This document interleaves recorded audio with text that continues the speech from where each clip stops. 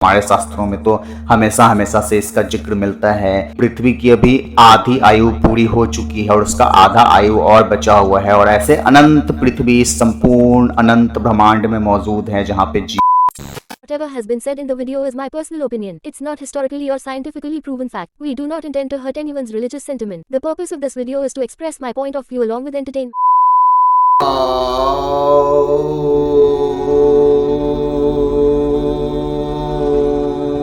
Naturality of a place, जब development के नाम पे किसी एक पर्टिकुलर जगह पे पाए जाने वाले नेचुरल रूप से जितने भी पेड़ पौधे होते हैं उन सबको जब काटा जाता है, फिर से जब वापस से कभी गलती से उन सब जगहों पे पेड़ पौधे लगाए भी जाते हैं, सड़क के किनारे वैसे लगाया जाता है, जबकि वास्तव में आपको जो पेड़ पौधे काटे जाते हैं वो सब पेड़ पौधे गाछी के रूप में रहते हैं, वो सब ऑर्चिड के रूप में रहते हैं, वो सब गार्डन के रूप में रहते हैं, और उन सब पेड़ को जब काटा जाता है तो फिर सड़क के किनारे वापस से लगाए जाते हैं, और जो पेड़ पौधे वहां पे नेचुरल रूप से मौजूद थे, प्राकृतिक रूप से मौजूद थे, उन सबको काट के उनके जगहों पे दूसरे पेड़ पौधे लगाए जाते हैं, वैसे पेड़ पौधे जो वहां पे नेचुरली मौजूद नहीं थे। अब इससे कुछ लोग बोलेंगे कि इससे क्या ही फर्क पड़ता है, पर वास्तविकता ऐसी नहीं है। ऐसा करने से उस जगह का किसी भी पर्टिकुलर जगह पे जहाँ पे भी ऐसे हो रहा है, और वर्तमान समय में तो सभी जगह पे ऐसे ही हो रहा है ह्यूमन डेवलपमेंट के नाम पे। वास्तव में जो ह्यूमन डेवलपमेंट है यह नेचर का डिस्ट्रक्शन है। Human development equals to nature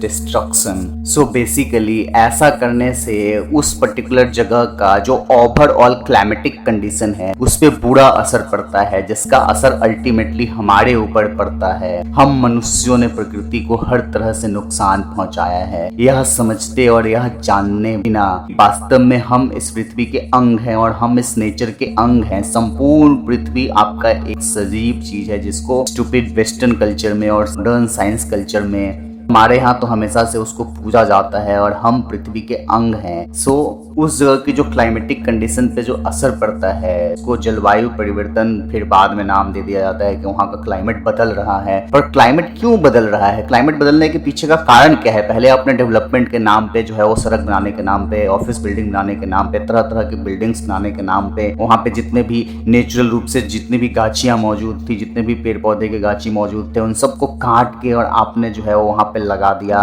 वैसे पेड़ जो उस जगह पे नेचुरली नहीं पाए जाते हैं। तो फिर उस जगह का जो जलवायु है वो तो परिवर्तित होगा ही ना, जिसका असर हम ह्यूमंस के ऊपर भी तो पड़ेगा ही। पर अंततः यही कहा जा सकता है कि यह सब समय का चक्र है, यह सब तो होना ही है। मानव अपने लालच में इतना अंधा हो गया है कि वह समय से पहले ही पृथ्वी पर जीवन की समाप्ति कर देगा। पृथ्वी पे जो जीव मौजूद हैं इनका जीवन हालांकि किसी न किसी परिस्थिति में हमेशा ही जीव रहेंगे, क्योंकि उस समय वो जैसी परिस्थिति रहती है उसके अकॉर्डिंग ही लिविंग बींग्स आपका अर्थ पे पाया जाता है।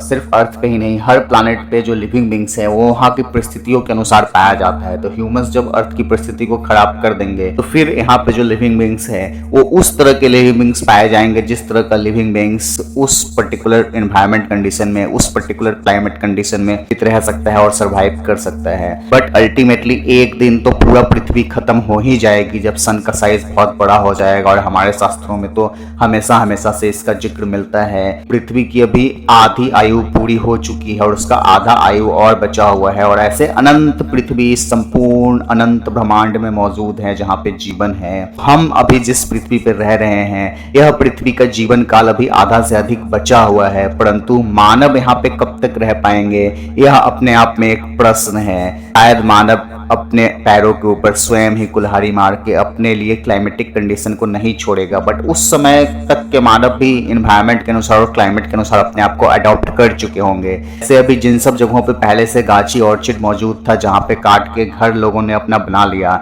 उन सब जगहों के लिए एक पॉजिटिव बात यह है कि जब मिट्टी पे बहुत दिनों तक कोई पेड़ पौधा रहता है, यहाँ पे फसल उगाए जाते हैं, उसके अंदर जो फर्टिलिटी पावर है, उसके अंदर जो क्षमता है जीवन देने का, वो धीरे धीरे कम होने लगता है, खत्म हो जाता है। लेकिन जब उसके ऊपर हम घर बना लेंगे, वहां पे जितने भी पेड़ पौधे हैं उसको काट देंगे, जमीन को बेर कर देंगे, कुछ दिन के लिए जमीन को भी राहत मिलेगी, कुछ दिन की भूमि को भी, मिट्टी को भी राहत मिलेगी। किसी भी के पेड़ पौधे या किसी भी तरह के फसल को एनर्जी नहीं देने का, घर बना रहे हैं तो उस घर में तो मिट्टी की एनर्जी जा नहीं रही है। बट यहाँ पे कुछ लोग बोलेंगे कि इससे मिट्टी मरता है, सॉइल जो है वो आपका इरोजन होता है और सॉइल डेड सॉइल डेजर्ट बन जाता है अल्टीमेटली। परंतु ऐसा कोई जरूरत नहीं है। जब समय कालखंड में आगे चल के वो सभी बिल्डिंग, सभी घर ध्वस्त होंगे, तो वह सब फिर से मिट्टी का रूप ले लेंगे और मिट्टी को उतना दिन एक तरह से आराम मिलेगा कि उस पर कोई भी चीज नहीं उगा हुआ है। तो यह समय का चक्र बहुत ही जबरदस्त गेम है, जिसके ऊपर मैं अपना एक अलग से वीडियो सीरीज ऑलरेडी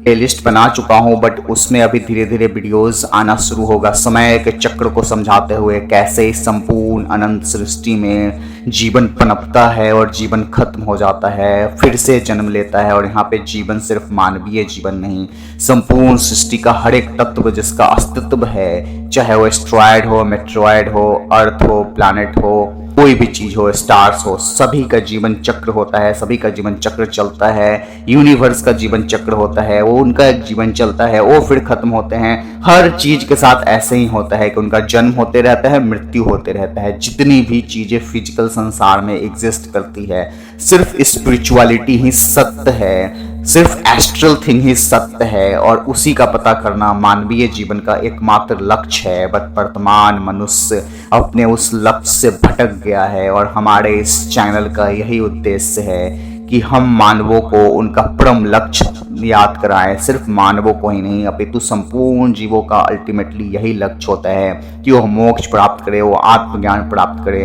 वह परम तत्व, वह स्पिरिचुअलिटी, वह एस्ट्रल थिंग जो संपूर्ण सृष्टि में विराजमान है, उसका ज्ञान करे, क्योंकि वह एक है। बाकी जो फिजिकलिटी है यह एक डिल्यूजन है, यह बहुत अनंत है, इसको हम लोग कभी सत्य तक नहीं पहुंच सकते। ऐसे फिजिकलिटी में इसका नंबर यह इतना ज़्यादा अनंत है कि इस पे सत्य तक पहुंचना कठिन ही नहीं, नामुमकिन भी हो जाएगा।